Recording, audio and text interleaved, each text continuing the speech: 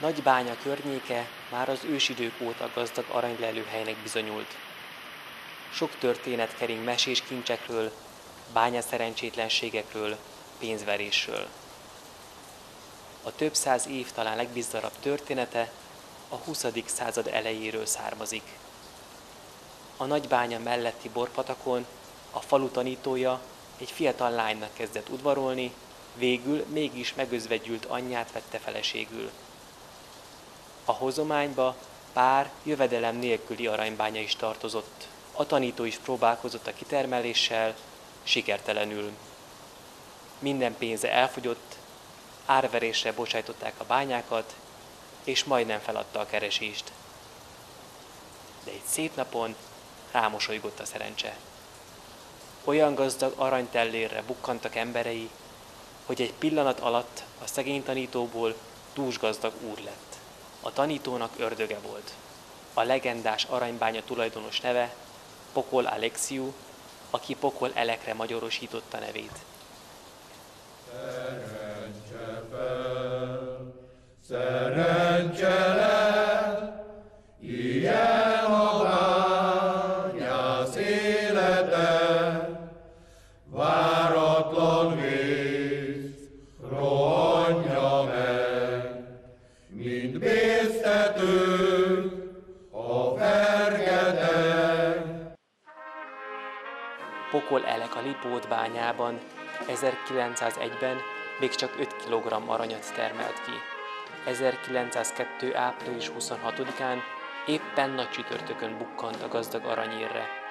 1910-ben az évi kitermelés eléri a 171 kg-ot, így 9 év alatt bő 830 kg aranyat és több mint 2300 kg ezüstöt bányászott ki.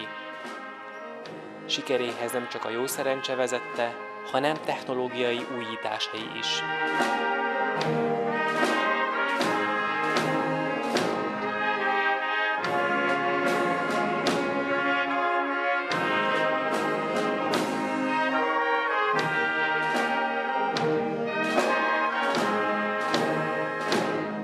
Râul ăsta, pe valea asta, pe Valea Borcutului, era un fel de Eldorado.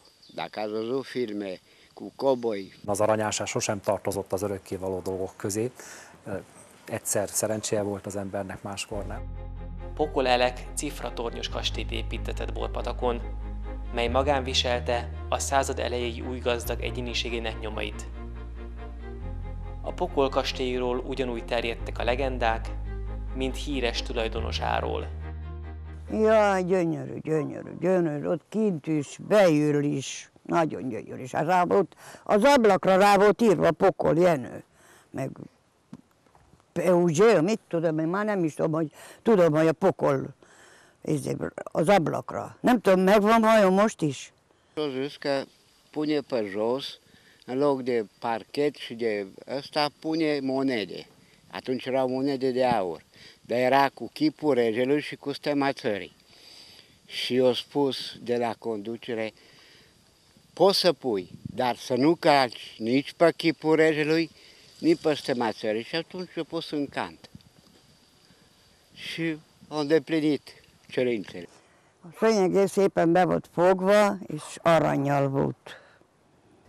Nem is egy palotáról beszélünk, egy házról beszélünk, de látod, mindenki azt mondja, hogy palotában lakott Pokol Elek. Azt akarta bemutatni.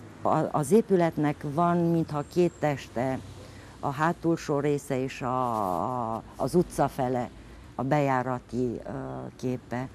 Nagy különbség van a kettő között, így hogy látszik, hogy meg akarom mutatni a társadalomnak, hogy én itt lakok és gazdag vagyok, és mit tudtam én felépíteni. Úgyhogy a tornyok is erről beszélnek.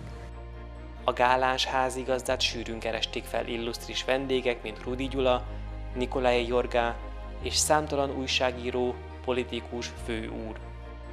Casa lui și-au găsit adăpost și loc de petrecere foarte multe personalități, atât din România, cât și din Ungaria, cât și din Paris sau din alte țări. A fost vizitat de oameni politici, a fost vizitat de prinți, de prințese, de consuli, conți francezi. A korabeli írásokat Robert Tököli történész levéltáros dolgozta fel Alexiu Pocol élete és munkássága című könyvében. S-a născut în județul Sălaj, undeva între 1871-72, datele nu sunt foarte exacte. A urmat studii, astăzi le-am numit pentru școli pedagogice pentru învățători. El devenind ulterior învățător, din învățător devine brusc un proprietar de mine, din proprietar de mine se transformă în politician, din politician devine un sprijinitor al artelor, al kultúrii. Pocol Elek politikai karrierbe kezdett. Képviselő volt a magyar, majd a román parlamentben. Nagyvonalúságának jeleként 3,5 kiló aranyat küldött Mária román királyné koronájába. Porpatakon iskolát és templomot építtetett, különböző egyletek elnöke, tiszteletbeli tagja lett. El era cu puterea. Deci era un om calculat, bine ajutat și a ajutat multe familii de pe Valea Bărcutului de aici. Segített a szegényeket, nagyon sokat.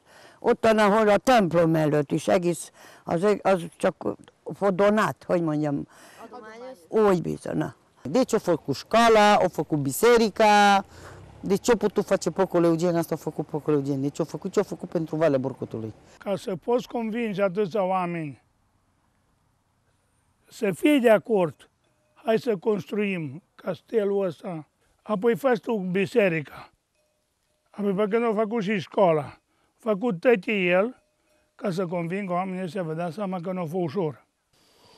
Eu nu zic că nu i-or fi plăcut și la el petrecerile, că ca și orice om, toți am trăit și am mâncat mai bine ca ăsta.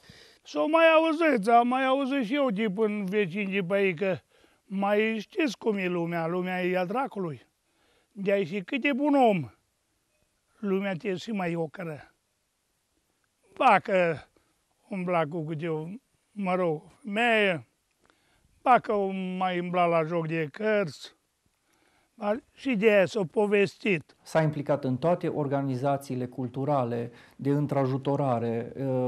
El efectiv nu avea ce să caute în organizația de femei, dar a fost introdus în organizația de femei în conducere și în comitetul de conducere, tocmai ca să ajute. Și el sponsoriza. Făcea parte din conducerea Crucii Roșii, n-ar fi avut nici o treabă, deci domenii în care activa el cu Crucea Roșie nu prea aveau legătură, dar cu toate acestea a fost ales președinte de onoare al Crucii Roșii și sponsoriza Crucea Roșie. A fost președinte al unor organizații cu caracter minier. A fost președinte și membru în conducerea unor bănci din Baia Mare. Toate lucrurile astea încep să reiasă la lumină și prin aceste fapte imaginea lui se îmbunătățește. Nu mai este cel care și-a risipit averea, nu mai este cel care era iubitor de chefuri și de petreceri, nici nu avem nicio dovadă că ar fi fost așa, nu este scris nicăieri. Nu avem nici o dovadă că el și-ar fi risipit într-adevăr averea. 2 alkalommal lett Nagybánya polgármestere. Bizonyos források szerint mindkétszer csalt a választásokon. Számos politikai döntése vallott kudarcot. A 20-as évek második felében már mindenképpen egy visszafele kanyarodó, lefelé hajló életpályáról beszélhetünk, tehát egy jó 2 évtizedes pálya. Valószínűleg, hogy akár tehát egyrészt az aranybányainak a kimerülése is hozzájárulhatott az ő háttérbe kerüléséhez. Talán mégsem sikerült neki elfogadtatnia magát azzal a 18 utáni román világgal és román közeggel, minden adakozása és bőkezűsége ellenére, amelybe élnie kellett, és hát ezt is lehet, hogy nehezebben tudta feldolgozni. Az aranytellér az első világháború végére kiapadt. Pocol Elek még életében eladta kastélyát és bányáit.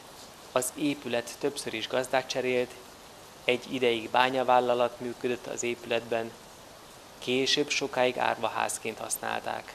Az épületben ma már csak a szél jár.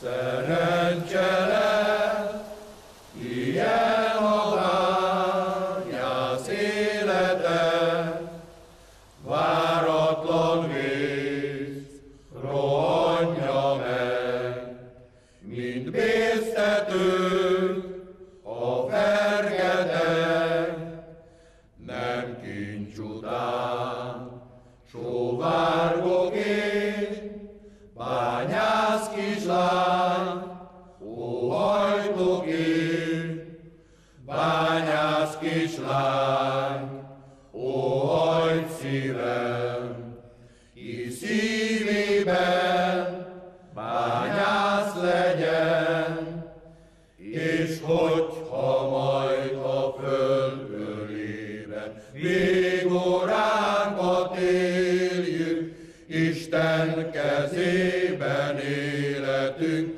ő megsegít, reméljük, te kis leány, ne bánkodjál, bányásznak halni szép halál, hegekbe szállani fel, szerencse fel, szerencse fel, szerencse fel.